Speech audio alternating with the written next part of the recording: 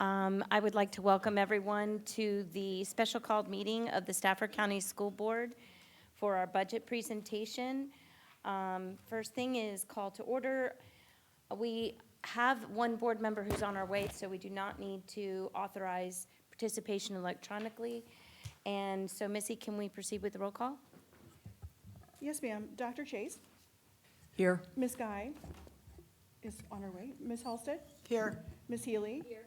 Ms. Randall, Here. Ms. Sigmund, Here. and Dr. Warner. Here. Madam Chair, you have a quorum. Thank you. We probably could. Can we add our student reps to our roll call too? Ms. Beckman? Here. Ms. Solomon? Here. Madam Chair, you still have a quorum. Great, thank you. Okay, can I get a motion to approve the agenda? Motion to approve the Second. agenda. Thank you. Are there any questions? Okay, all those in favor, press your clicker.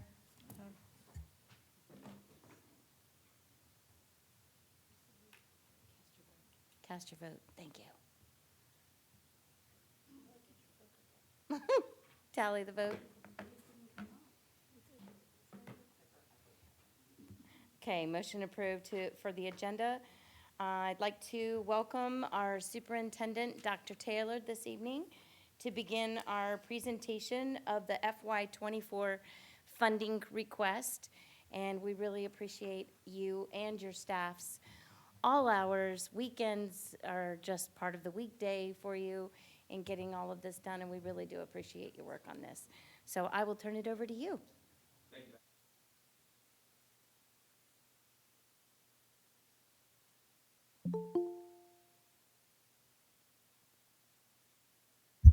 There we go. Much better. All right. Just want to make sure everybody at home can also hear what's going on today. And I would like to echo that thanks, Madam Chair.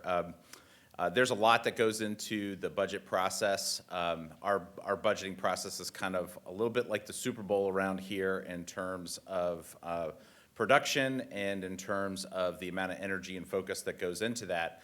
And it's not just a couple of months out of the year, but it's really a year-long process, and I'll talk just a little bit about that in a second. But I would like to thank our Deputy Superintendent for Operations and Finance, Chris Fulmer, as well as Tamara Spradlin and the entire team in the Budget Office for their work in helping to prepare this budget document, as well as part of the presentation as well. You'll notice that there is some theming to our budget, as there is every year.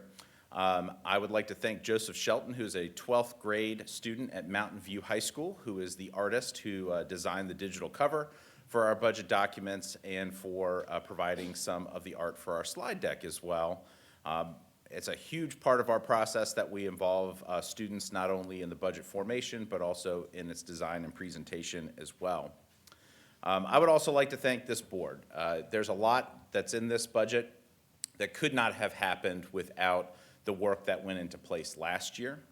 I would also like to thank our funding partners, not just at the state, but also in county government, the County Board of Supervisors, for helping us get to this point, because this budget proposal, as robust as it is, could not happen without the work that was done last year, and the school board and board of supervisors working in concert to make Stafford County a better place by elevating its school system is an important part of that process. So lots of thank yous to go around. Our budget process, as I noted before, really is a year-long process, and it begins in the summertime when we're reconciling the previous year's budget. We do have an audit that we go through with our county. We work to establish budget priorities and goals that are aligned with our strategic plan, and the board adopts goals, and you'll see those featured prominently in today's presentation. It's our work to then establish structures, systems, and practices that reinforce the budget goals and reinforce the priorities that the board sets, as well as a thorough needs assessment that we conduct in every corner of our school system. We invite our schools, stakeholders, as well as department heads and principals to help with that needs assessment, And another critical part of this budget process that's been new to Stafford County in the last 2 years has been revisiting the base budget and taking a look at how we might reduce some of our expenses based on priorities that are no longer at the top of our list. And you'll see that again in this year's budget. I think that's a very healthy thing for us to do as a school system and to represent the very best in fiscal stewardship by taking a hard look at our base budget. It's then our responsibility to scope and sequence our priorities. This year, we're adding something a little new. We're adding a 5-year spending proposal. We'll introduce that 5-year spending proposal at your next work session on January 31st, which is coming up next week. And then here we are tonight presenting those findings to you as part of the superintendent's proposed budget for next year. So these might look familiar. There's a much more detailed description in paragraph form attached to our budget documents and attached to our budget website. And we do have a budget website, so folks can go and see all of these budget documents, not just on board docs, but also attached to our school division website, where you'll see a little bit more of a detailed and fleshed out description of what the board's intent was with its budget priorities. And its budget priorities, and you will see these reflected quite clearly in this budget, is to attract and retain high-quality staff in every corner of the school system, to improve our performance, specifically in mathematics and literacy, by providing adequate staffing and support, and to create a welcoming and safe learning environment that's aligned to our needs.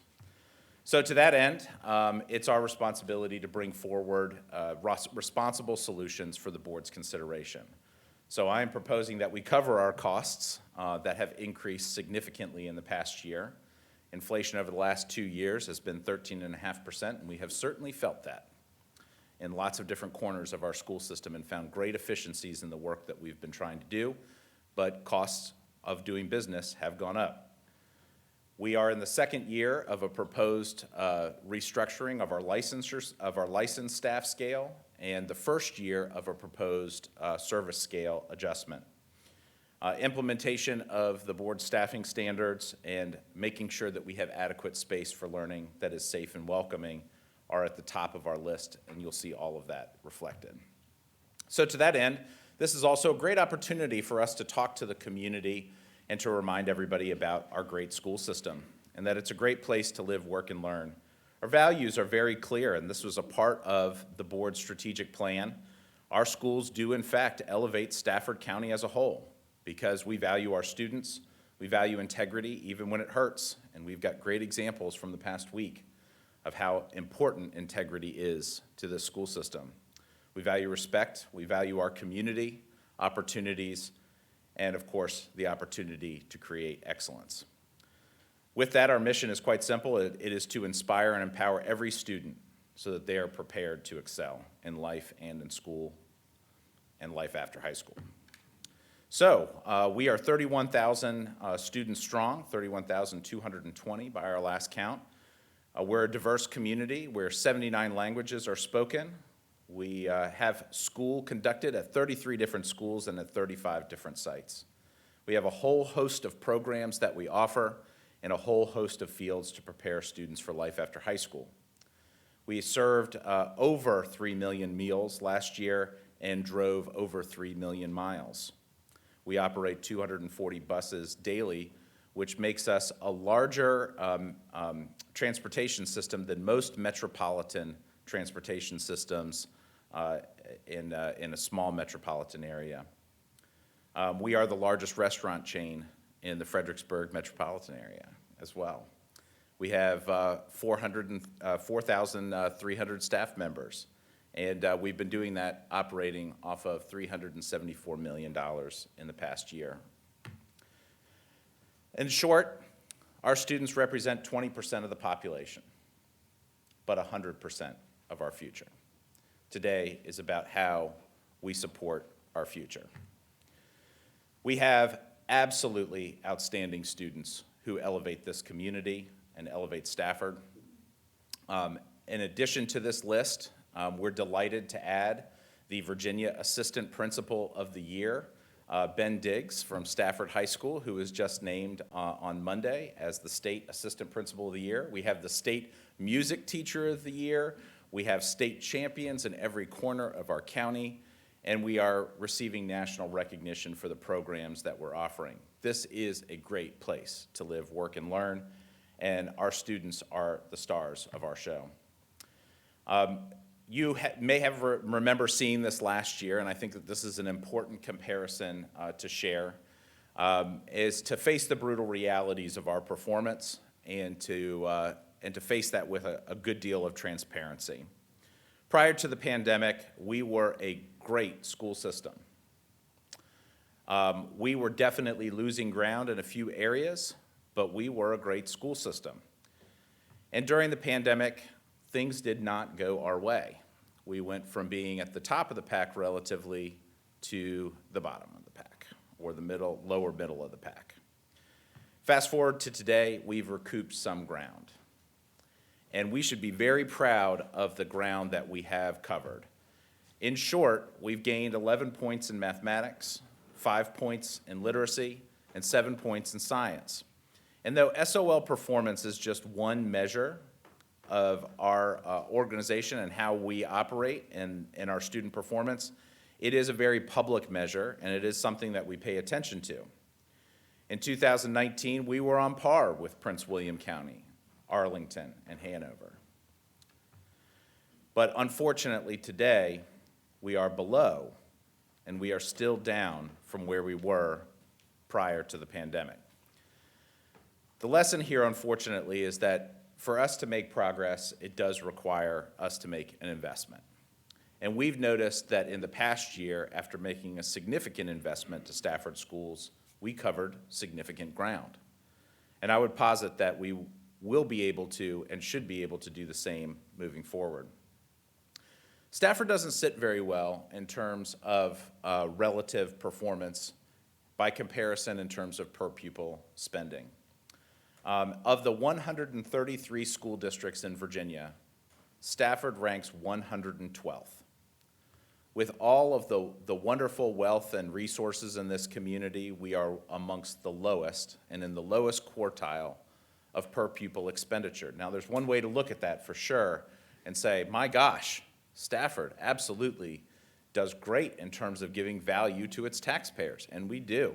Absolutely, we do. But there's a fine line between offering value to its taxpayers and being cheap.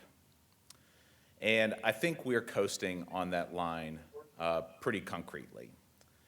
To that end, do we have somebody on the line? Oh, okay. Madam Chair, do you want to authorize a board member to participate electronically? I'm trying to find out if she's on her way. Let me let them know that we can hear them, yes. Okay.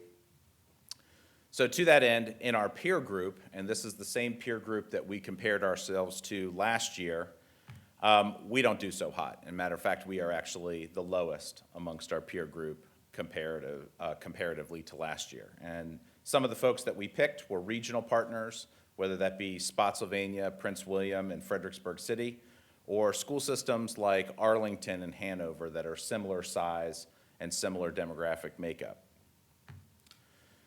So one of my favorite things to share is what life would be like if we had similar dollars to some of our neighbors and some of our peer group. And if we were financed the same per pupil in Spotsylvania County, we would have $22 million different in our budget, and you'll see how that is a very important number. In Prince William County, by comparison, their per pupil expenditure, we would have an additional $42 million in our budget. And not that I would ever propose this, but there would be a whopping $280 million difference if we had the same per pupil expenditure in Arlington County. But those are good connections for us to make, because if we want to see performance that matches some of those school systems, we do need to make sure that we're investing accordingly. This past year, 60% of our budget came from the state, and it was formulaic. And only 37.5% of our budget came from Stafford County. This year, we're not proposing much different. We're asking for 38.66% of our budget to come from Stafford County. So the lift for our taxpayers proportionately is not that much different. But as you will see, there is a substantial change over time in Stafford County. You can see that in fiscal 11, that's the 2010-2011 school year, 45% of our budget came from county funds. And since that time, we've grown dramatically. And proportionally, we have fallen to just over 37% of our budget coming from county funds. Now, you may be wondering, gosh, what is that little red text there? That's in 7.5-point font, because I wanted you to see how small that may seem to one person's perspective, but to us, it's ginormous. Because the difference in our funding could absolutely be closed by just maintaining a level funding at above 40% of our budgeted funds coming from county. So we definitely want to thank our county for the support that they've given to our school system, but their support has precipitously changed over time as a relative share of our resources. And our state proportion has grown dramatically during that same period of time. So now to discuss some of our needs and priorities. The first thing on our responsible solutions list is just that, to keep the lights on. The cost of doing business has gone up dramatically in the past 2 years. We are very sensitive to this. We have been looking at our contracts that we currently have and how they might change as a result of some of the changing costs of doing business. So we have reflected that as $16.4 million just to do everything that we did last year, again next year, but with additional students for growth. This is the cost of doing business. So when people say, what would it cost you as a school system to do everything that you did last year again next year? This is the number that we would say. This is exactly the flat rate of no changes whatsoever to Stafford County, no pay increases, nothing. This is what it would cost to just do what we did last year again next year. That is the cost escalation for Stafford County. We'll go into detail with that during your work session on February 14th. We are a school system of people, not a school system of things. Over 80% of our budget is made up of compensation and benefits because we are a people-focused organization. We are not a producer of material goods. We are not a direct consumer of material goods. Our knowledge and expertise is what we share with our students. I'm very, very blessed to tell you that 72% of our staff lives in Stafford County, and this percentage is up from last year, where it was just 70% of our contracted staff were in Stafford County as residents. Stafford is a great place to be. People want to be in this community. Our staff wants to be in this community. Our staff are taxpayers in this community. And this is a little bit of an oddity because not a lot of school systems, particularly Northern Virginia school systems, can boast this high of a percentage of having their residents and their staff members be synonymous. Another important point that we like to drive home is that in addition to parents, research continues to reaffirm that teacher quality is the single most important factor in a student's educational achievement. So to that end, our focus is always going to be on our teachers and staff. And so you'll see that reflected in the next couple slides. And we have certainly made some headway. Last year, we had 18.2% attrition coming out of the pandemic. This year, it was just under 16%. A good target for us to aim at would be right around 10%. This is high, but showing the investment that the board made and that our county made into public education in Stafford, it moved the needle. Quite clearly, it moved the needle, but we're not done. So last year, I fully recognize that showing Tom Brady was a colossal representation of what I was trying to point out. Forget that my wife has an affinity for the New England Patriots. He's no longer with the New England Patriots anyway, so goodbye, Tom Brady. Welcome, LeBron James. LeBron James, who carries a full 26 points per game, which is absolutely outstanding, but on a $48.5 million per year contract, that means that per basket, he pulls down $49,577 per basket. Now, as a reminder, you know things are serious when a school administrator uses a sports analogy. So this must be really serious, because our first-year teachers make less than LeBron James makes per basket.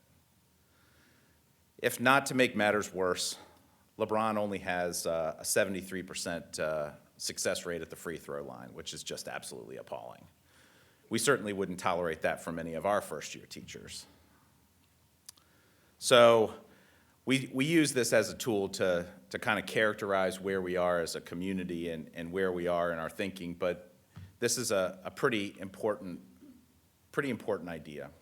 Our teachers work very hard, and they do a great public service, and they're not financially rewarded for what they do.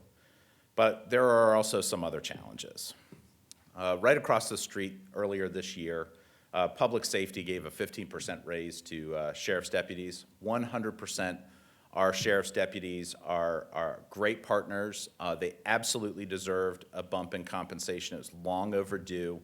They absolutely needed this. But what I would remind our county is that don't forget about your teachers too. Because as needed as our sheriff's deputies are, our teachers are also needed in this community. And when we compare our sheriff's deputies and our teachers, and again, we're not pitting anyone against each other because we are all on the same team and we are all working towards the same goal, we have different challenges in the same strained competitive job market that was noted as a justification for the compensation change for our sheriff's deputies. We are battling in that exact same competitive job market, and I would like to show you some of the differences. I don't know how many vacancies the sheriff's office had at the start of the year or what their annual turnover rate is, but I do know that we started the year with 111 instructional vacancies out of 2,100 instructional staff. That's a very high vacancy rate. We also had to fill 446 positions last year. This is no easy feat. And so it does take a lot of resources and it does take a lot of support to make sure that we get the very best, not just filling a spot on the roster. And it makes it doubly hard when our salaries just simply don't cut it. I want to introduce a term that we haven't spent a whole lot of time talking about, and that term is called ALICE. It stands for Asset Limited, Income Constrained, and Yet Employed. And approximately 40% of Stafford County is considered ALICE eligible. And according to the Guaranteed Housing Program income limits for Northern Virginia, which is tied to the Single Family Housing Guaranteed Loan Program by USDA, you are considered very low income if you have less than $44,700 a year in salary. You are considered low income if you are $71,500 a year in salary. Effectively, our workforce is considered low income. This is a travesty, especially with 72% of our workforce living in Stafford County. So this is a picture of Chris Fulmer as a young man. It does look like him, in fairness. And not to go all Charles Dickens on you, in fairness, that does not have a Chick-fil-A bag. But as Charles Dickens, a classic Oliver Twist would say, Oliver Twist did not ask for more because he was greedy. He asked for more because he was starving. And our situation is pretty dire. And the comparisons that I will show you on the next few slides really do articulate how severe our need is. And I realize that there may be sticker shock in some elements of this budget, but the reality is that we need to do something, and we need to do something now. Remember this slide? It's Prince William. Prince William is our neighbor to the north. There is feet of distance between the Griffiths-Widewater District and Prince William County. Choosing to work at Widewater Elementary School or Shirley High Middle School is a choice because you want to work at those schools when you have options that are right down the street, literally. But here's what you're giving up, and here's the difference. A teacher with 1 year of experience starts at $56,000. By comparison to Stafford County, that's $50,000, $470, and we're proposing a change to that. With 15 years of experience, that changes dramatically. With $88,000 for Prince William, $66,000 in Stafford, and again, we're proposing a modification to that. But the real rub is that with 35 years of experience and you're planning your retirement days, you can expect $141,000 from Prince William County and just $89,000 from Stafford County. We're proposing an amendment to that, stage 2 of 4. Make no mistake, we are competing against Prince William County. Our 446 vacancies that we had to fill were largely created by people leaving to go to Prince William County. That is who we're competing against. So our $24.2 million ask for compensation that's in your budget is a big number. But clearly, we need to do something, and fast. So, as promised, last year, we instituted the first phase of a salary correction to our teacher salary scale, our licensed salary scale. And you can see that represented by the light blue line below, where we bent the slope of the first 5 years of experience to a 3% difference with the remaining part of our salary scale at 1.5%. This year, we are proposing to go the first 10 steps at 3%, and then the rest of our scale at 1.5%. And surprise, surprise, guess what we're going to do in phase 3? We're going to add another 5 steps, stage 4, add another 5 steps, and so on. We will never beat Prince William on price. We know that. Absolutely, we know that. We have a lot of other attributes that make Stafford a great place to be. But we have the responsibility to try to get as close as we can get. And we think that following along their salary structure and following along that same structure will help us get there. So as you can see, in the first portion of our salary structure as proposed, the first 10 steps, or the first 10 years of experience as represented on this, we are matching them in terms of slope, and we are matching them in terms of structure. That's not a mistake. It's very intentional. Even though we're not beating them on price, we are matching them on structure. And if there's anything to convince us to never go down this road again, I hope that this does it. By adding flat percentages and adjusting the bottom year over year, it caused what we refer to as salary compression. And here's what it looks like when you do that for 15 years. You get a sag in your salary slope. So to correct that, it is very expensive for the school division to do that, which means that once you go to a structure, you need to stick to that structure in perpetuity, or you're going to fall back into bad habits. And this is what bad habits looks like. It looks like a dramatic sag. This also looks like we're going to make some tremendous improvements to the latter half of our scale, which means that the folks that have stuck with us the longest will be rewarded the most. So to that end, we are also proposing some small adjustments to some of the stipends and supplements that we have. We have a number of employee groups that have independent national certifications. We'd like to recognize that. Our nurses in particular definitely have a national certification program. We'd certainly like to recognize them. We have some elementary schools that have been doing some extracurricular activities for quite some time, And these are folks that have gone candidly uncompensated for a very long period of time and have invested a ton into our kids and our community. For a very small dollar figure, we can have a very maximum impact on those school communities. We also have a handful of high school programs that have been pre-existing for several years that have gone without any kind of support, and we'd like to institute that as well. And there's an attachment to your budget documents that reflect that. And of course, we'll go into detail with this when we dive into discretionary items on January 31st.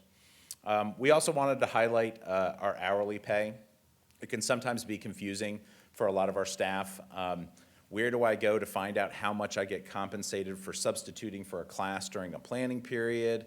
Where do I go to find out how much I get compensated to take tickets at an event? All of those things we want to cover in complete transparency and to provide almost like a guidebook for our staff. It's not anything dramatic, not anything that would have a major switch in cost that is irregular from what an adjustment to our scales would look like, but I think it's important that we reformat this in a way so that people can access this information a little bit more readily. We have a lot of hardworking folks who are behind-the-scenes heroes. These are our service staff employees.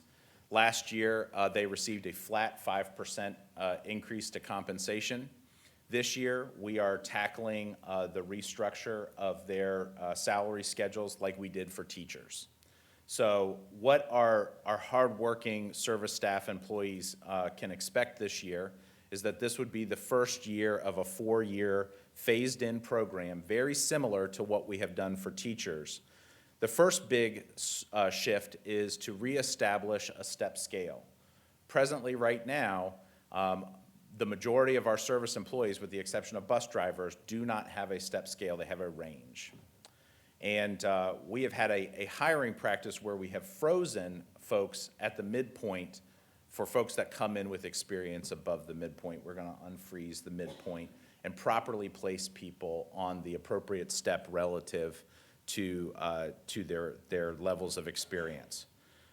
This means that we will have increases all over the place, ranging from 4.5% all the way up to 40% in a couple of instances.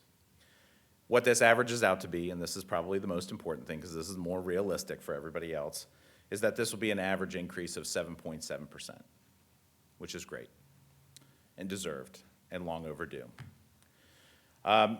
A big thing that that the board asked us to focus on was providing adequate support for our teachers in school, and I'm not going to spend a ton of time on this because we talked about this ad nauseum when discussing staffing standards. But a lot of this is just that, is that we're setting and holding expectations for what a school should look like and making sure that we have proportional support across the board. Making sure that we have set ratios at schools for clerical support, for administrative support, for school student services, as well as counseling and everything from general ed, special education, and ESOL. This is a pretty significant shift. Another pretty big significant shift in this year's phase-in of the staffing standards is the transition of a couple of hourly positions to full-time positions. We have a crossing guard part-time position and a cafeteria part-time position that we've merged into a more full-time position to offer a little bit more safety and security at our elementary schools, which is something that our families have definitely asked for and in our schools as well. Making sure that our child find staff is fully staffed as well is a big and important priority for us. We have a great need in making sure that we're properly identifying our students with disabilities and making sure that they have the resources that they need very early on. This happens at the Child Find Office, and our folks work very hard to make sure that that happens, and we want to recognize them. Another big initiative that we've put into place over the past couple years, and we've grown this, is making sure that we have adequate substitute coverage for our teachers when they need to be out. Life does happen. People do get sick, and making sure that we have a qualified substitute in every classroom, someone with some background tied to the school, can make all of the difference. So as much as I'd love to claim as a win here, there were a couple of things in phase one that we could not fit into this budget because we are sensitive to the limited resources in our county. And we are proposing to postpone a couple of items that were additions to make sure that we were putting forward a fiscally responsible budget to you and then later to the supervisors. One was 4 FTEs for 504 coordination. We feel like with the other administrative support that we're adding in phase one, that this could be transitioned in later at a later date. Currently, right now, we have a 325 to 1 ratio for school counselors at the high school level. We are planning to move that to 275 to 1, and then later to 250 to 1. We think at this point, the best we can do is 300 to 1. And that's still an improvement from where we are today. And then high school deans of students, we had a portion that was dedicated to high school assistant principals to level set to make sure we met the state minimum benchmark, which would certainly make an improvement at our high schools, but that was enough administrative support going into next year and that we would reconsider this in a future year. So to that end, we can't mention Stafford County without talking about growth and how we're managing our growth and how we're taking care of the classroom environment. And there's lots of different facets tied to that. The first, and it's a big one, is establishing capacity standards. This year we tackled elementary school. In future years, we'll set capacity standards for middle schools and high schools. We added modular classrooms to 6 of our elementary schools. Now, granted, that's not reflected in the operating budget because you were able to use carryover funds in previous year's budget and purchase them now in this particular fiscal year. But it is something that we're mindful of. It is something that we have to pay attention to looking down the road. Actually following staffing standards has been a hurdle for Stafford County. We hope to make sure that every classroom has the support that it needs. This is a big part of that. School site allocations has been something that we've been very focused on, differentiated where possible. You will not see it in this proposal, but you will see it reflected in our 5-year plan. Contractual increases as well based on the number of users that we have. As we continue to grow, we have to be mindful of the number of licenses that we have for software programs and things of that nature, as well as growing our transportation fleet. As we continue to grow, those are students that need additional buses to ride the bus to and from school. Additional population also means growing needs for safety and security and mental health supports as well. At the top of our list also, it has to do with our major maintenance and making sure that we're investing properly to cover the cost of updates and renovations and repairs as we need them. So let's get right to it. Before just about anything happens in the budget process, we have to take a look at what we're currently doing right now. This year, we were the beneficiaries of additional state revenue based on increased enrollment. We did not get any additional revenue from the county. We did receive additional revenue from the state. And so the board did expend some of that additional revenue, and it wasn't initially reflected in the base budget, so we have to add it in. So we put that in our base budget right at the top of our budget summary. And so we had $217,000 that we committed to support facilities. This was in the form of an assistant director for facilities and also a project manager for construction. We committed $700,000 to just shy of 10 ESOL teachers, and we moved one position from ESSER funded to the operating budget, and we spent nearly $1 million additionally on fuel for buses because of the change in gas prices. Another big step in our budget process is to take a look at our base budget. Now, there's definitely some work that we could do to look at how our schools are operating, but that's not where we turned. We turned to central office to make sure that we are operating most efficiently in this building before we look at school operations. And I'm very proud that we were able to find some reductions and to reprioritize our needs and to refocus on what we're doing at the central office to serve schools without interrupting our service delivery, and in many ways enhancing our service delivery. So what that boils down to is that we are looking at an additional revenue, and again, our state basic aid and sales tax is largely formulaic, at about $21.8 million in additional revenue from the state, leaving the need for $20 million in local revenue coming from county government. As one more reminder of what that looks like, the commitment from the county has waned in recent years as a proportion of our budget. Just a decade ago, our budget was nearly 50% funded by county government and just a hair over 50% funded by the state. That is a much more dramatic switch than what we would like to see, where county government really only makes up less than 38% of our current budget this year. In our proposed budget, it would be just over 38%. So we're not asking for a big shift here in terms of the percentage commitment to our budget, but rather to make up a little bit of ground that we lost and to do that in an incremental way. Our revenue forecast is just that, 59.12% coming from state sources and 38.66% coming from our county resources, and the balance coming up from federal or from local transactions. This is a pretty dramatic change of events for Stafford County in terms of how the county government views the school system in terms of its support.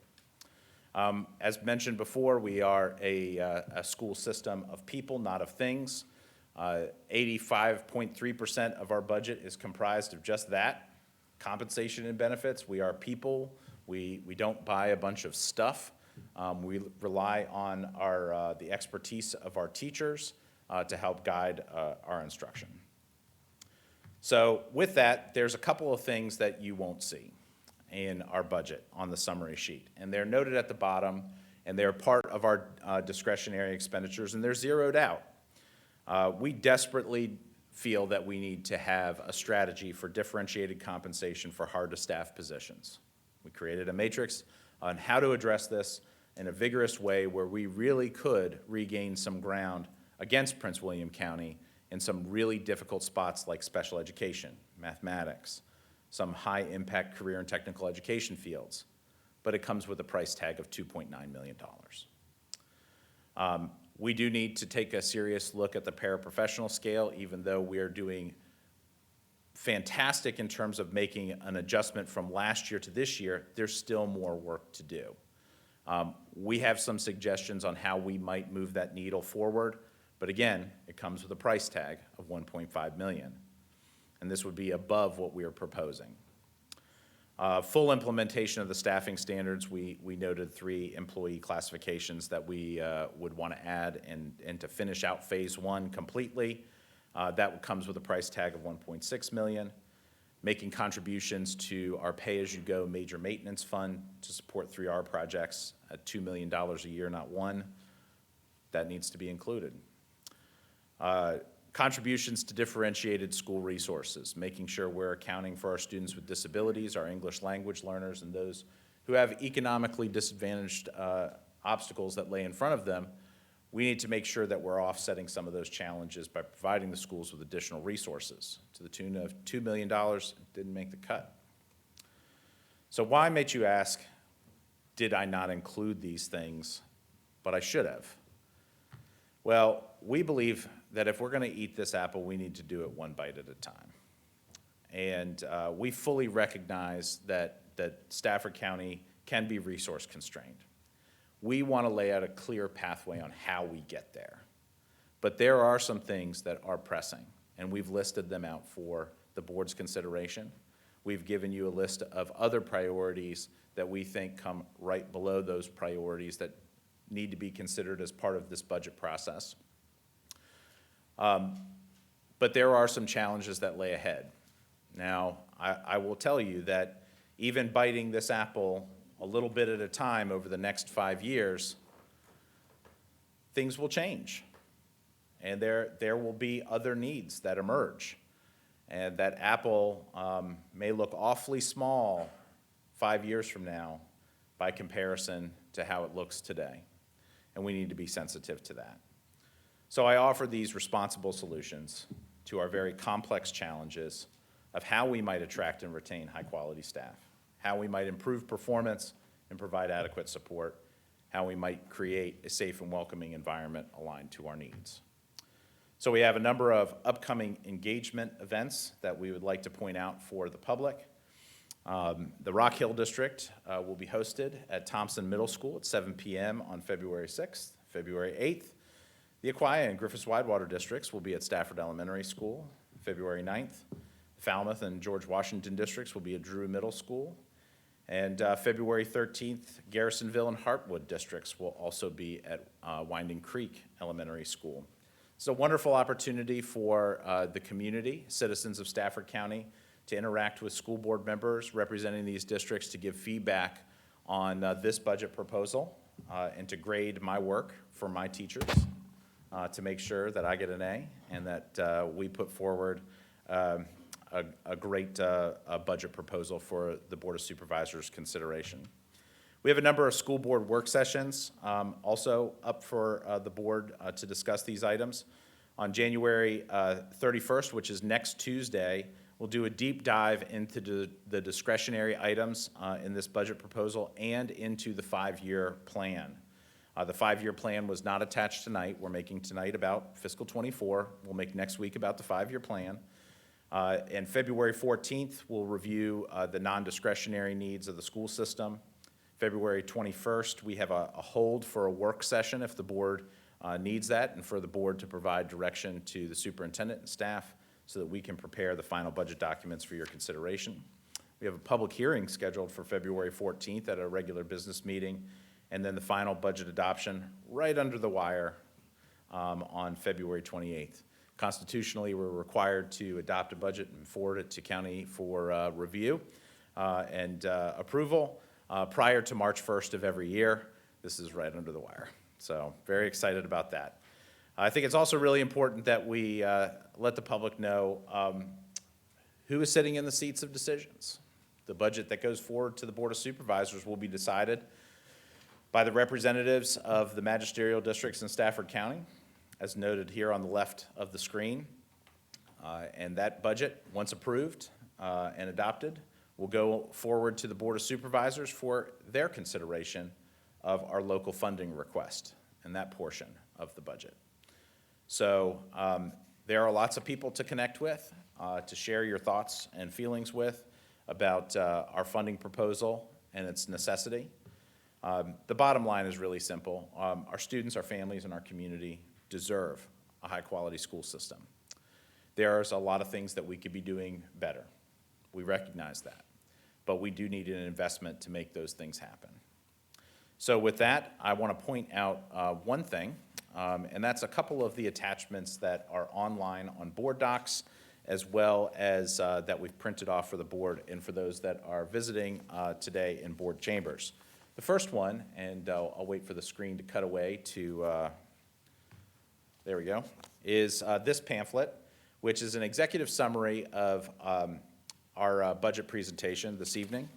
So inside you have the school board's budget priorities, as well as a snapshot of our revenue, some of the highlights of some of our expenditures, a connection to each of our expenditures to our strategic plan, and then an actual summary of our proposed revenue, our proposed amendments to the base budget, as well as our non-discretionary items, and then closing out with our discretionary items. This summary sheet is kind of the golden ticket in terms of all of the changes that we would be making to our budget. This also includes just a Stafford Schools at a glance view of our school system. Inside this document, I think that this is very helpful for folks to get a little bit of a dose of reality. I've got a comparison here, and this comparison is the proposed salary schedule for Prince William County Public Schools. It is the salary schedule that they are proposing as a part of their budget proposal. It's on the far left. I'm comparing it to the salary schedule that we had last year and the salary schedule that we have this year and the salary schedule that we're proposing next year. We're not close, but we're making progress. And so I would like to thank our funding partners in the Board of Supervisors and in county government. I would like to thank you for getting us closer, because we weren't making the progress a few years ago that we've made recently. Now, before all of my service staff employees get animated and excited about why weren't their salary scales included, I will tell you that the largest employee group that we have in Stafford schools are our teachers. This is the focal point of a lot of our salary structures, and we have all of these documents linked, including the salary scales for our service employees online. We encourage everybody to look and find their salary scales to see where they'd land. More than happy to help with that if somebody needs some help. And then, of course, on the back, who to contact. 60% of our budget comes from state government. Most of this is largely formulaic. Practically almost all of it is. But yet there are contact information for our state delegates and senators. They are in the General Assembly right now. It's a great opportunity to advocate for the things that are important to you. But 37.5% of our budget comes from county funds. And this is our friends and neighbors, our parents and our supporters and members of this community. And they elect our school board and board of supervisors, and we provide contact information for them as well. So with that, Madam Chair, thank you very much for your kind attention. Members of the board, thank you for your kind attention. We have a lot to discuss, and I know you have a lot that you want to share as part of this budget process, and I want to thank you very much for allowing us the time to present this budget. We're very proud of it. It's a giant step forward, but we are far from complete on the journey ahead. Thank you, Dr. Taylor. Can I get a round of applause? This was a really awesome job of staff. Thank you, staff, and thank you, Dr. Taylor, for a lot of work. And I would also be remiss if I didn't acknowledge a special guest in our audience, Chairman of the Board of Supervisors, Dr. Pam Young. Thank you for coming over and listening. So anyways, I guess I will go down the line and see if anybody has any comments or questions they would like to go ahead and put out in the forefront, and then we can work out more as the weeks go on. Sarah, do you want to start? No, just thank you very much, and a lot to think about and process, and I'm sure we'll have plenty of discussions. Thank you. Dr. Warner? Thank you. I know this has been a tremendous amount of work as we try to coordinate the staffing standards and capacity issues and everything. I do have a couple questions. So when you talk about hard-to-staff positions, are you taking into account hard-to-staff schools? Because I will note that I can actually be at a high school in Prince William County or an elementary school or middle school in Prince William County almost faster than I can be in Stafford proper in the Courthouse Road area. Are we looking at that as far as trying to help staffing situations in those schools? Yeah, absolutely. We see that as a barrier. It's been a barrier historically. We think that there is a pathway forward. Of course, it is going to require an investment. That is something that I think you can look forward to in the 5-year budget plan. Okay. As a percent of the budget, could we get the numbers for how much Prince William, Spotsylvania, and Fred City support their schools? What is, if our budget is 37.5, where are they in that category? I'm sure that we have, I know that our new Board of Supervisors chair and team are very supportive of the schools, so I'm hoping that we can maybe have those numbers for comparison. Absolutely. That might take us a little bit of time because we're working with a couple of different jurisdictions. I can tell you quite confidently that the ones that you listed are way above ours. Well, they're the ones closest to us. They seem the ones that are most relevant. Thank you. Ms. Sigmund? Again, thank you. This is a lot. One question I did have is, we kind of moved past the growth scale. Are we looking at an additional about 400? Was that the number we caught? Correct. As far as our projected growth for the next school years in our keep the lights on equation? Yes, and I'll draw folks' attention to this. The very top line that we have in our non-discretionary requirements is staffing for growth, and we are projecting 351 students. That's a very conservative number. Okay. And I guess I just wanted to, on our not included list, items 4 and 5 are things we deferred last year. And for me, major maintenance with our aging infrastructure, that's a major concern. But almost a bigger concern for me is our differentiated school site allocations, because that does have a more direct impact on households, individual families. It will help to cover some of those things. And I know that some of our schools were able to make strides on that. I know that my own kids' required supply list was much, much shorter this year than in previous years, which was very welcome after the years we've had. But I do think that this is a way that, we can support not only the students, but the families who are, our Alice families too. So it's gonna take some thought from me, I think. Thank you. Ms. Halsted? Did you have any questions? I was gonna go, Ms. Mine was like past me. All right, so I have a few questions, and some of them are born out of just not knowing, so I'm confused as to, I'm not 100% sure how the process works anyway between us and the county and figuring out the percentage, but how did we go from 45% to 37%? Because it would seem to me that if we're looking at a growth perspective from the supervisor place, we would want to maintain a 45%. So how did we lose that, what seems to be an enormous amount of money? So in fairness to the Board of Supervisors, they have competing priorities. Right. And there are challenges. So as a percentage of their budget and a percentage of our budget, there's two things that feed into that equation: their competing priorities and their revenue. So, for instance, changes in the tax rate would have an impact on the amount of revenue that they had. Therefore, the percentage that they could commit to public education or commit to other things might change. It's based on their priorities. Okay, interesting. Federal funding, 0.61% of our budget? I feel like that number is wrong, No. what, is that down from last year? No, that's pretty consistent. The irony is that I they thought maybe somebody typically hit the wrong want number on the keyboard. 99% of the say, but only less than 1% of the Yeah. money. So that's my so, exact thought yeah. here, and I just wanted to verify that that's a correct, wow, okay. Let me ask you this.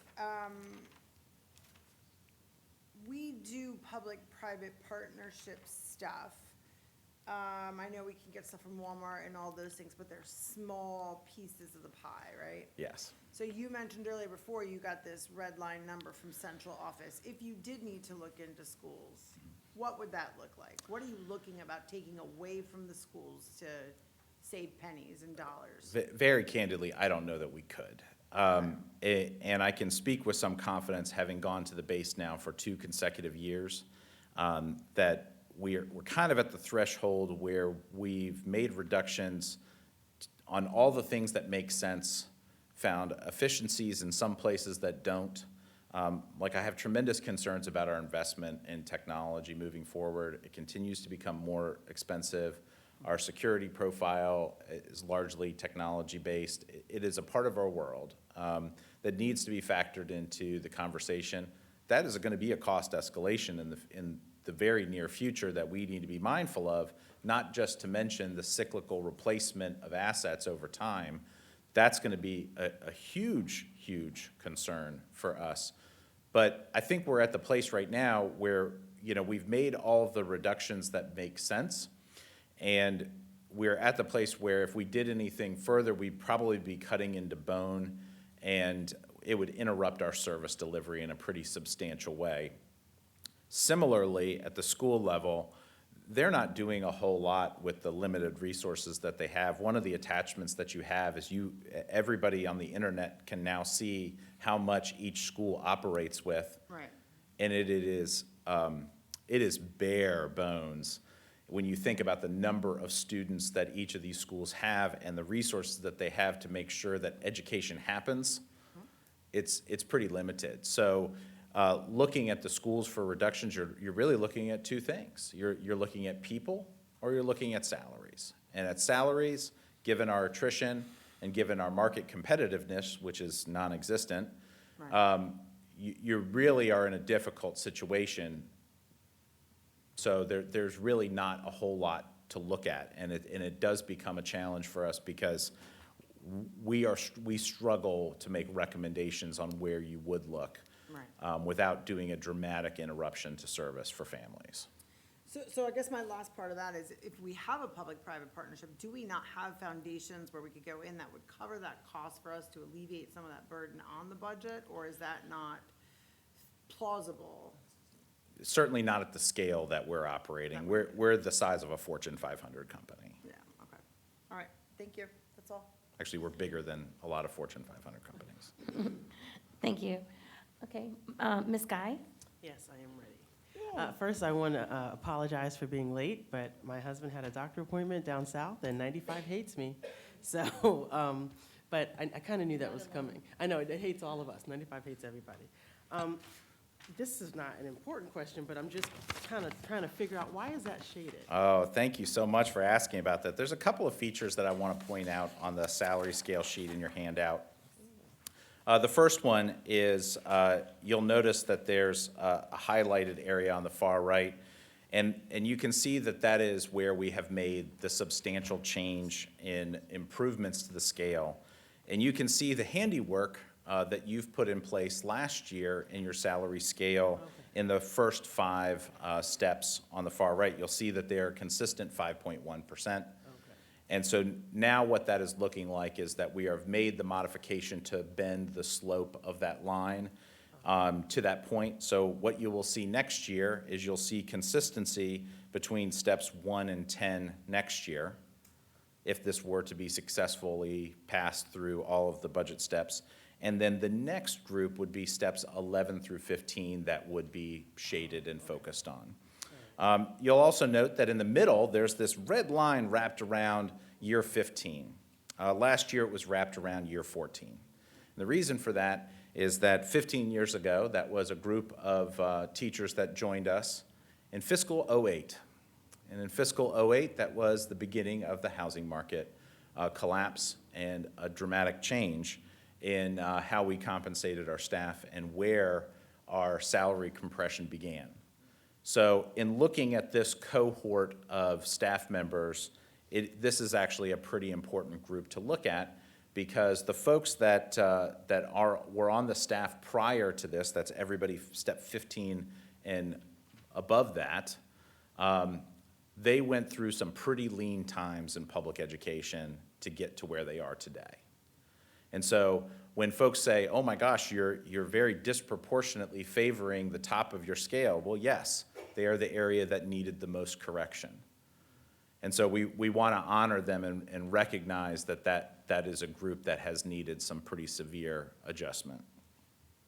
That's not to say that the bottom half of the scale had it on Sugar Hill either. They definitely went through some lean times as well. But this group in particular has probably been through the most. My next question was in regards to, I can't find it here because it's a little bit too much information for me to remember where it was, but the dean of students that got left off, and it said high school. Mm-hmm. And forgive me, but was the dean of students position only for just high school, or is that at every level? So you have them placed at different levels and at different phases Okay. in your staffing plan. All right, that's what I thought, Yeah. but you're just leaving off the high school, okay. Yep, I as part of the phase 1 adoption. Well, boo, but I understand why, so I support you, but I just wish you could have it. Thank you, Ms. Guy. Ms. Healy, and she's wanted to ask some questions And, about the I history of just Cameron wanted funds. to comment on Ms. Halstead's question about the percentage change. Many, many years ago, probably more than 15, we actually negotiated an agreement with the Stafford County Board of Supervisors that the schools would get a certain percentage of the county budget. Ironically, that was negotiated sometime over the summer and fall. Then there was an election, new people came in, and that agreement was out the door, window, wherever. So even though it was negotiated, signed, sealed, and delivered, it never went into effect. So that is a concept we might want to think about. Now, there's pluses and minuses with that, because if the income goes down, that means, our percentage would be Would change. based on, whatever the income is. But at that time, one of the arguments for having that agreement was that Prince William County had an agreement.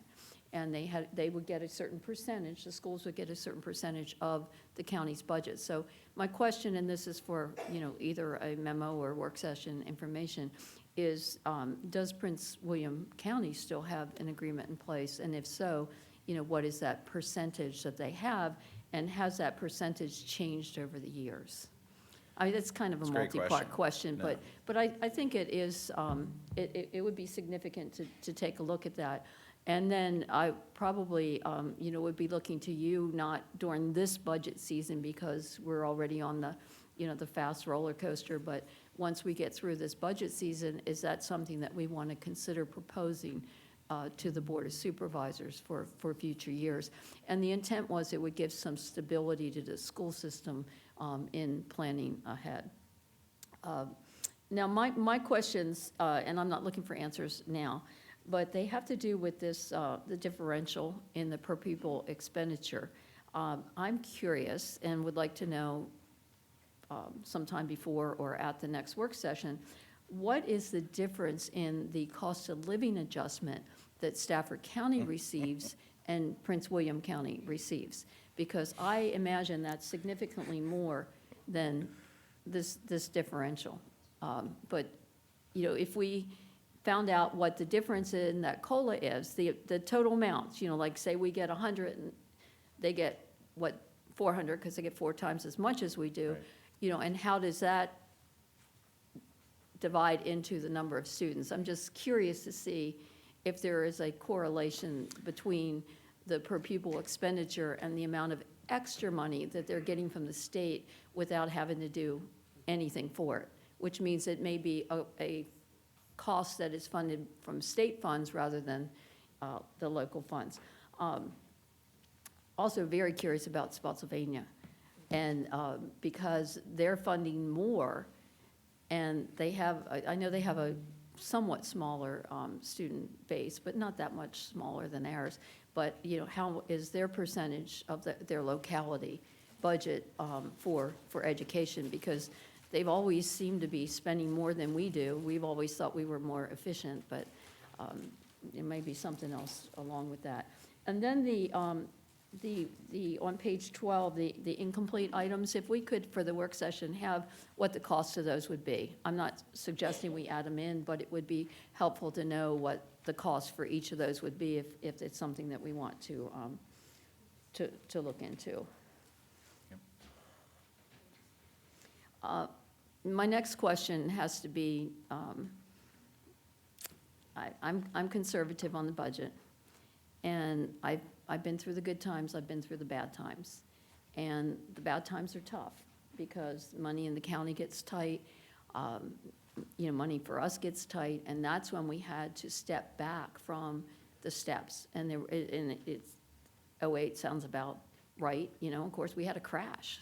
Everybody was hurting for finances. But we went many years without giving the steps, and we had these steps in place, and staff would come to us and say, you promised us steps, where's our raise? And we're like, well, we don't have the money. We'd love to give it to you, but we don't have it. So I want to be very cautious moving forward about, reinstituting steps unless we are confident that we're going to be able to offer them. Now, we can't promise anything other than a year at a time. Correct. But it's not unreasonable for new recruits to come in looking at our, a pay schedule and saying, okay, this is where I should be, 5 years from now or 10 years from now or whatever. And I just want to be really careful about what we're representing for the future. Certainly, we can say this is our goal and this is what we want to be and where we want to be, but we cannot promise that we're going to be able to do it. And it was really hard. It was hard when we couldn't give those raises. It just wasn't there. I mean, one year we gave raises, and we had to raise class sizes, and that hurt. That hurt in performance. People got more money, but they have more students in the class because that pot was only so big. So if I may have some more questions, but I'll send them in an email. Thank you. Those are great ones. Okay, I'd also like to offer opportunities for our student advisors to see, student representatives to get, if they have any questions or even a comment. Catherine? Sure, thank you. So first, I'd like to thank Dr. Taylor. It was a very informative presentation. I'm sorry to say most of it went right over my head, but thank you anyways. So I had less of a question, more of a point of clarification, if you don't mind. So it's totally possible that I overlooked this as you're going through the presentation, but I was curious where school supplies, specifically textbooks and Chromebooks, fall into our budget. Absolutely. And this is a great opportunity to share this with folks that are viewing at home and are able to download this PDF and take a look at this. The PDF that you want to download is this executive summary sheet. And inside the executive summary sheet, a couple of pages in, you're going to have a connection here to our strategic plan. And then the next page immediately after that is a budget summary. And so there's a couple of places where we reflect our resources that we provide to schools for materials and supplies. So the first thing that it's important to know about our budgeting process is that we have a base budget and we add and subtract things to our base budget, but our base budget largely stays intact. And the reason for that is that a lot of our planned expenditures don't change over time. Particularly if we have a school for 2,000 students, we're going to need enough teachers for 2,000 students. There's no reason to start from zero every year. So we add things to the base budget or we take things away from the base budget. So one of the places that you can look is 5 lines down under where it says non-discretionary requirements. There's a line that says school site allocations. And there is a number there that says $72,000. So in addition to what we already give for school site allocations, which is several $1 million that schools are divided up and receive a certain number of dollars per student, we're adding that amount to that particular account. A little bit further down, you have a line that says academic programs, and there's a colon and it says textbooks.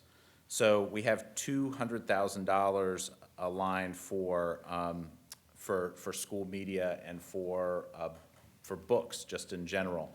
Several of our books go on a replacement cycle. They've used for several years. I'm sure you've had some that have definitely been a little worse for the wear, and so we replace them on a regular cycle. And so that's reflected there. That's not that we spend $200,000 on textbooks, but that's in addition to the other monies that we have set aside for textbooks, which is in the $1 million just because of the size of our organization. Okay, Which is thank fairly you. significant, but it's a great question. Okay, thank you. That kind of segues. I just have like one more Sure. quick question. It's a little bit more specific, but I was curious whether this new budget accounts for the increase in emphasis on technology, especially in the modern workforce. I think technological competency is going to be highly prioritized, especially in the future. So I was curious whether we're taking that into consideration with this budget. So yes, and on that same list, going almost all the way down to the bottom where it is non-discretionary requirements, you're going to see technology services, and it's going to say $827,000. That's in addition to what we already spend, which is several $1 million on technology. And this is an increase in contracts, and so some of those contracts might be for network services. They may be for the internet bill that we provide for some of the fiber optic support that we have. It may be for some of our other softwares that we are offering. But the big one is maintaining a cyclical replacement of devices. And this is particularly important because Stafford was a little late to the party in terms of providing technology to students. We're still learning how to use that effectively as an instructional tool. And we're behind in how we do that as an instructional tool. But some of our equipment is beginning to show its age. And like a textbook, after a few years, your device needs to be replaced or maintained in a different way than it would be if it was right out of the box. So we do need to keep up with that. We do need to maintain that so that when a computer ages out of useful life, that we are replacing that computer and making sure that we have adequate resources for that. It's a great question. Thank you. I think that's it for me. Thank you. Rocky, did you have anything you'd like to add? Come on Yes, up. come on up.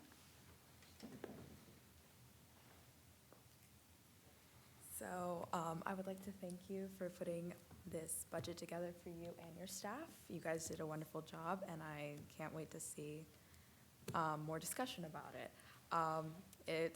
I also can't wait to learn more about it because a bit of it was confusing, but that's all right. So you showed the literacy and math statistics that we had after COVID. So what plans do you have for like raising the literacy and math rate, and where does that fall in the budget? That's a great point. So thank you. Do you have other questions? Yes, Okay, add them up, and I got it. Okay, and then also in terms of post-graduation planning, where does that fall in the budget, and if there are any other, I don't know, resources or plans you have for that in the new budgets? Thank you. Gosh, it looks like our student representatives read the strategic plan. Home runs. They've absolutely nailed it on a number of different fronts, whether it be technology, math literacy, or post-secondary planning. This is really, really fantastic. So with literacy and mathematics in particular, one of the primary ways that we're addressing this has to do with staffing and adequate supports in the classroom. One of the ways that we're definitely looking forward to this in the future is not any particular program or materials per se, although that's a big part of it, but making sure that we have adequate training for staff. A good example of this is making sure that we're following science of reading practices in terms of literacy preparation. Last year, Virginia's General Assembly passed the Literacy Act, which changed the structure of how we might provide literacy support, and I know that the General Assembly is also looking at mathematics as a way that we can target that. You may have also noticed that we lagged specifically in mathematics as compared to our counterparts, and that this is an area of concern for ours. So we are looking at the scope and sequencing of courses, particularly in elementary school and middle school, and working with our parents to talk about how we might change the scope and sequence so that more students can have the opportunity to finish at a higher level of mathematics before they leave high school. Right now, only a select few of our students are eligible to take the highest level of calculus, or AP Calculus BC. We would like to expand that to more students and create a little bit more concrete pathways for that. In terms of post-secondary planning, this is it. This is the #1 goal of Stafford County, is to make sure that our students are inspired and empowered and prepared to excel in life after high school. So we have a number of isolated events that are in conjunction with some of our other career pathways, but you're going to see that fleshed out as a big part of our 5-year plan because of changes that we alluded to in the program of study, and that will come before the board this spring for consideration, and how we might restructure our high school experience in a way to give kids a broader variety of opportunities to explore different career fields before leaving high school. So, great questions. Thank you very much for everybody's questions. I just want to say again, thank you to you and your staff for not acknowledging weekends and really working hard to make sure that we have something that is asking for our needs. I do have some concerns similar to some of the things that have been echoed up here with the not includeds, as well as the ones that Ms. Healy mentioned that don't have numbers attached to them on page 12. I just want to make sure that for the things that we see as goals for not only our board, but also that tie in with our 5-year budget plan. But I just also want to make sure that we aren't cutting ourselves too short on some of those areas. I think that even our student representatives, those kind of fall into those categories. You know, how do we elevate ourselves? I don't want to, if we need people in positions for more of our technology resources and elevating our kids through high school pathways as well as beyond, I just want to make sure that we're not, that we're getting people that we need to help us with those things, and that if funding them is what we need to do, then we find ways maybe to make that happen. So I'm not afraid to ask. But anyways, I will say that I think we're all good. If anyone has any more that they would like to add. Can I just ask one more? Or- Sure, sure. And we can also email Dr. Taylor so he can make sure that his staff has the right people to answer the right questions in the right way, maybe even giving it to us in a Friday memo, too, so. And to reiterate, next Tuesday, the board will have a work session.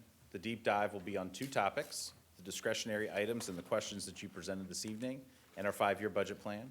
Fast forward a couple of weeks, and we're into February, and you will have had your budget town halls and all of your conversations. And we'll talk about the non-discretionary items for the board's consideration and have the public hearing. So there's still a little bit of time in between each to take a deep dive into these topics individually. So this is actually, I'm hoping simple. The folks, everybody that's mentioned on here, I mean, I think our community is pretty big on emailing and stuff. Can you just give them a little direction on if they were gonna write a delegate or one, like, on some of the things they could touch on for us? Because I think that's the harder push, is to get them to kind of reach out to state levels. So maybe if we could just kind of hear you say, what are the key buzzwords our community can use to get the urgency out to our delegates to fight for us in Richmond? Not only the delegates in Richmond, but since we're asking a large pot from our supervisors. Yeah, the we need- supervisors, right, exactly. Of course, we haven't asked anything yet. Let's keep in right. mind, this is the superintendent's proposed budget. Yep. We want to make sure there is a line that this by law, he presents it to us, and then we approve a budget. So there is nothing that we're requesting. We are considering this budget, and then we will approve a budget on February 28th. I just want to make sure, because last year there was a lot of confusion about, And I just think, Right, we did no, put some things across- forward with the on COCA and whose stuff budget. and asking, and I just don't know that Yes. our community understands a little bit more about what they can really kind of urge our representatives to do. That's right. And I think the first step is call us. We're a great resource, and we'd love to hear folks' thoughts and opinions. We certainly would love an email. My email address is on this document. I definitely encourage people to reach out. It may not be a response within 20 minutes or an hour, but we will get back to you so that you have the information that you need to make an informed decision about what you want to advocate for. Some people might think that some of the ideas in here are crazy, although I think that would be a stretch, because I think quite clearly there's a demonstrated need here. But we do have a lot of initiatives at the State House, for sure, that would have a dramatic impact on what our abilities are and what we would be able to do. That being said, once the General Assembly concludes for the year, there's another body that absolutely needs some focus and some attention, and that's our Board of Supervisors in terms of advocacy. But before that even happens, as Ms. Healy pointed out, this board has to come to some direction on what it wants to represent as its priorities in response to my recommendations to you. I would also like to point out, too, in line with what Ms. Halsted said, is that we, as a board, put together legislative priorities. And those are on the website, correct? They are. Okay, and so if you're looking for avenues of advocacy there, we would appreciate some, we ourselves have reached out to our own delegates and senators, and we would encourage you, take a look at some of our legislative priorities, And you can even follow some of the things that they're doing down in Richmond currently. So, all right, is that it for this evening? Okay, I'm adjourning this meeting. See you next week.